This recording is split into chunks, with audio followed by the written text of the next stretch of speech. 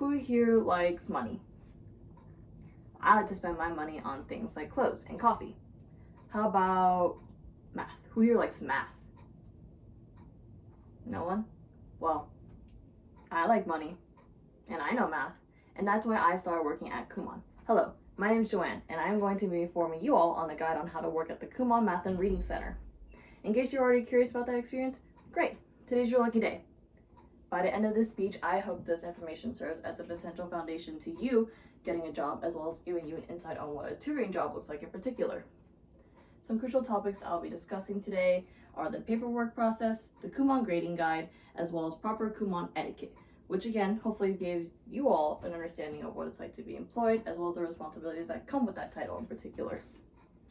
Starting a job, such as one as Kumon, requires paperwork as well as training in order to gain knowledge on how the facility and program is run. Paperwork, like most jobs at Kumon, are very, very important. For example, as said on H&R Block in 2021, something called a W-4 must be filled out because it is an IRS document you have to complete for your employer to determine how much money is going to be taken out or withheld from your paycheck in order to pay federal income taxes, which is then again sent back to the IRS. After I fill it out, I saw that a certain amount of my paycheck was taken out. And if you don't fill it out, then you're going to be committing tax fraud, so you should probably fill it out. Paperwork is also very important because it will ask you to fill out information about your direct deposit. After I fill it out, I saw that I was paid properly. Yay! When your correct paperwork is sent in and it gets approved, you're officially on the job. Congratulations! But after all the legal paperwork stuff, what's next? What's next is learning the basics on how to grade at Kumon. Found on Kumon at Home Parents Guide for Home Grading website, it summarizes symbols as well as procedures on how to grade coursework from the Kumon curriculum, including emphasizing the use of a red pen to ensure that grading symbols are seen to the students. But this not only helps the students, but us employees, because in case us employees were to make extra marks on the students while helping them, it'll allow us to differentiate the differences between the students' work as well as the tutor's work. The different symbols that are used to represent grading in Kumon are usually represented by X's, triangles, as well as circles. Triangles are used to represent that a problem has been left blank or is slightly wrong. For example, if a student were to have answered 2/4 on a math section, I would have marked that with a triangle in order to push them towards a direction to fully reduce that number to 1/2, which is the true correct answer. X's are to represent that a problem is just completely wrong and that a student needs to go back and check their work again. When the opposite happens and all of it is right, we usually circle the whole page, which allows the student to know that there's nothing there that needs to be corrected.